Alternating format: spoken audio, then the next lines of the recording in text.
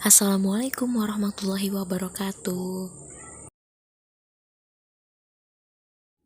1. Jelaskan pengertian psikologi dakwah dan tujuan mempelajarinya. Jawabannya adalah, jadi pengertian dari psikologi dakwah itu merupakan cabang ilmu pengetahuan baru yang merupakan gabungan antara ilmu psikologi dan ilmu dakwah. Kemudian psikologi dakwah sendiri hakikatnya merupakan bagian dari psikologi Islam, karena dalam psikologi dakwah landasan yang digunakan sama dengan psikologi Islam. Kemudian tujuan mempelajari psikologi dakwah sendiri adalah membantu dan memberikan pandangan kepada seorang dai tentang pola dan tingkah laku mat'u dan hal-hal yang mempengaruhi tingkah laku tersebut yang berkaitan dengan aspek kejiwaan, sehingga mempermudah para dai untuk mengajak sasarannya tentang apa yang dikehendaki Islam. Yang kedua, jelaskan wilayah dan lingkungan kajian psikologi dakwah dan pendekatan ilmiah psikologi dakwah. Jadi lingkungan dakwah itu dapat berupa kebudayaan sebuah masyarakat serta latar atau keadaan yang ditinjau dari lingkungan tempat dan juga lingkungan sosial.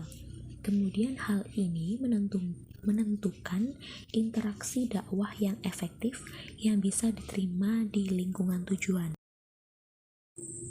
Urgensi motivasi dalam berdakwah sendiri yaitu karena kebutuhan berupa dorongan, kemudian seruan dan kualitas. Kemudian konsep diri seorang dai sendiri dalam pelaksanaan dakwah sangat penting dalam suatu keberhasilan, terutama berdakwah, yaitu mengemas diri dengan baik dan menjaga hubungan dengan audiens, seperti kredibilitas akan meningkatkan dai pada posisi yang lebih tinggi, yaitu dengan komunikan yang bisa dipercaya agar dakwah berjalan secara efektif. Yang keempat, bagaimana hubungan spiritual dan sikap mental perilaku dakwah? Coba jelaskan. Jadi antara spiritual sendiri dan sikap mental memang sangat penting, khususnya bagi pelaku dakwah sendiri, karena melalui kesadaran mental spiritual yang dilandasi keimanan diharapkan memunculkan sikap jujur, amanah, tawakal, dan ridho seorang dai.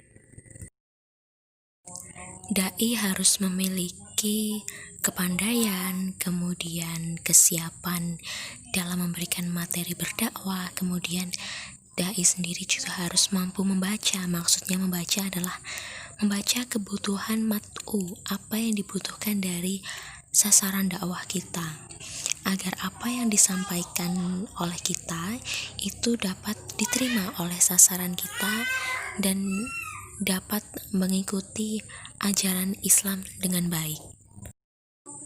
Yang terakhir adalah maksud dari bahasa verbal atau berdakwah yang bersifat satu arah ataupun dua arah. Contohnya kayak kita berdakwah di depan jamaah di masjid.